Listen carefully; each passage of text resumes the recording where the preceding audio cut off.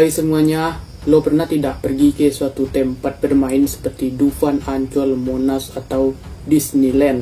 Kalau bicara tentang Disneyland, gue tidak tahu banyak tentang tempat ini. Kalau tidak salah, ini tempat lumayan bergengsi juga. Coba lo komen di bawah tentang Disneyland ini, seberapa tahu lo tentang tempat ini. Jadi, kita ada satu cerita yang berdasarkan kisah nyata di Disneyland. Jadi, Disneyland ini kan tempat liburan, jadi banyak dong orang yang berlibur atau bermain di sana. Jadi Disneyland ini adalah tempat perusahaan produksi film asal Amerika Serikat dan anak perusahaan dari Walt Disney Studio yang dimiliki oleh Walt Disney Company. Jadi perusahaan ini banyak memiliki cabang yang besar di beberapa negara seperti Walt Disney Paris, Prancis, Tokyo, Jepang, Hong Kong, dan Shanghai. Jadi kali ini kita akan bahas yang di perusahaan induk Disneyland, yakni yang ada di California, Amerika Serikat, yang dimana ada sekelompok keluarga yang bernama Brandon Zucker, anak dari Victoria dan David, dan saudara laki-lakinya yakni Nicholas, beserta neneknya Gen Krailen. Sebelum kita ke ceritanya, hai, nama gue Didis, gue berasal dari Indonesia. Yang selamat datang kembali di channel gue yang bergerak di bidang berkategori kecelakaan dan yang dimana lo harus subscribe ke channel ini, kalau tidak kamu akan jadi pembahasan berikutnya. Mudah-mudahan jangan, dan juga nyalakan tombol notification bell supaya tidak ketinggalan video terbaru dari gue. Setelah sudah siap, langsung kita gas.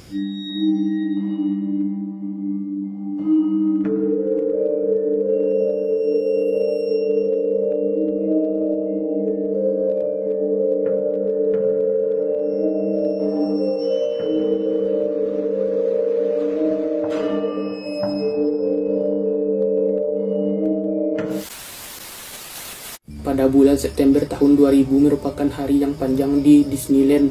Brandon Zucker dan keluarganya. Akhir pekan segera tiba dan para peserta yang bahagia memutuskan akan melakukan perjalanan terakhir untuk mengakhiri harinya, di mana perjalanan yang mereka putuskan adalah kartun Roger's Rabbit Spin yang memulai debutnya pada 6 tahun lalu, tepatnya di bulan Januari tahun 1994. Jadi ini permainan tidak baru lagi bagi para pengunjung di Disneyland. Permainan ini didasarkan pada film khas Disney yang mendapatkan penghargaan Akademi, yang bingkai kelinci menjadi favorit penggemar di taman pada saat itu. Untuk menjangkau permainan itu merupakan seperti taksi yang berjalan zigzag seperti saat mungsang yang berlari. Pengunjung harus menaiki taksi yang berwarna kuning terlebih dahulu. Ya, taksi itu hanya bisa menampung 2 orang saja. Taksi itu akan keluar dari putaran setelah lampu lalu lintas menjadi hijau, dan para tamu akan berlomba mengelilingi kota di dalam Disneyland tersebut. Karena taksi mereka akan berputar 36 derajat, Brandon Zucker yang tinggal di daerah Ngarai di Los Angeles Utara telah tiba di taman pada kisaran pukul 11 pagi. Sebelum kejadian, ketika Brandon mengenakan sepatu tenis dan topi Mickey Mouse,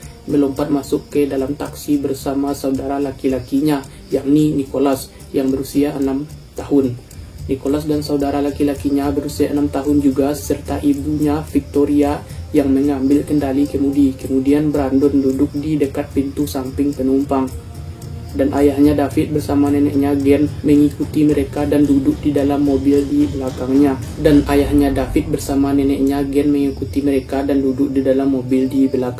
Sama seperti sebelum lampu lalu lintas di area Disneyland berubah menjadi hijau dan keluarga itu bergegas pergi tanpa sepengetahuan staf. Dan kengerian pun baru dimulai. Dalam beberapa menit bencana terjadi setelah ibu Brandon membungkuk untuk mengambil sesuatu, lalu Brandon tiba-tiba terjatuh dari taksi. Menurut ayahnya yang menyaksikan ini dari belakang, Brandon bahkan tidak punya waktu sedikit pun untuk minta tolong. Itu semua terjadi begitu cepat. Ayahnya lalu berteriak, "Brandon terjatuh, Brandon terjatuh," dari mobil.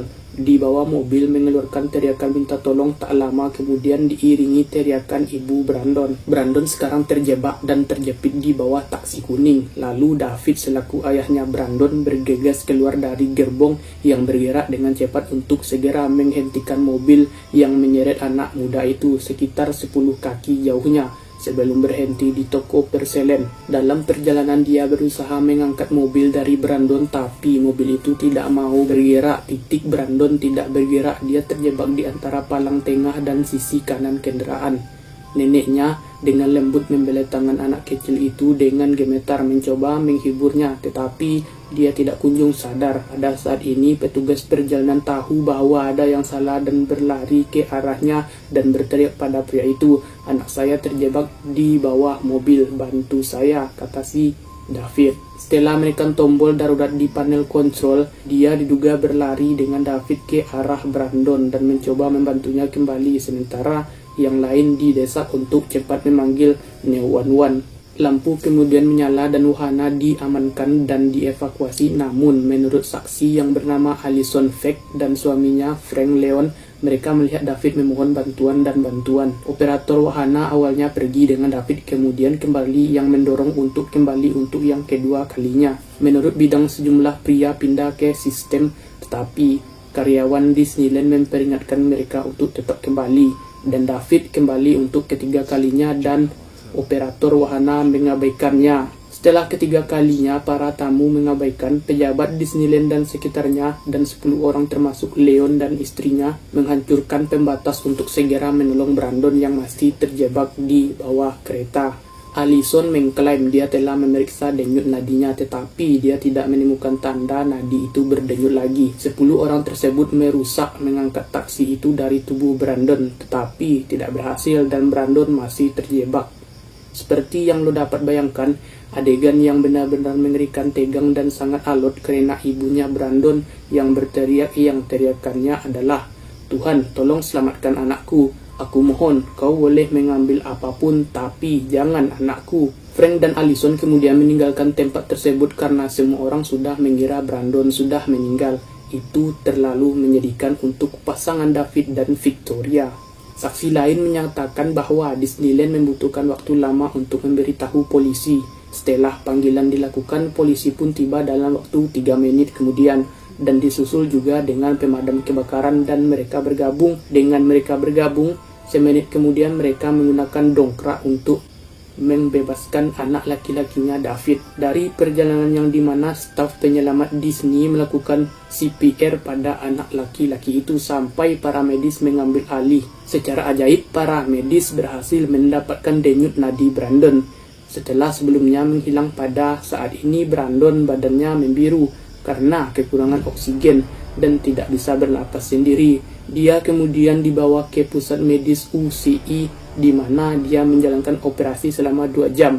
Dan meskipun Brandon selamat dari mimpi buruk, tetapi keluarga Zunker masih jauh dari kata selesai. Brandon mengalami pecah diagram fama hati dan limpa di antara cedera yang besar lainnya. Ketika perjalanan itu menghancurkan Brandon, dia mengalami serangan jantung dan juga mengalami kerusakan otak.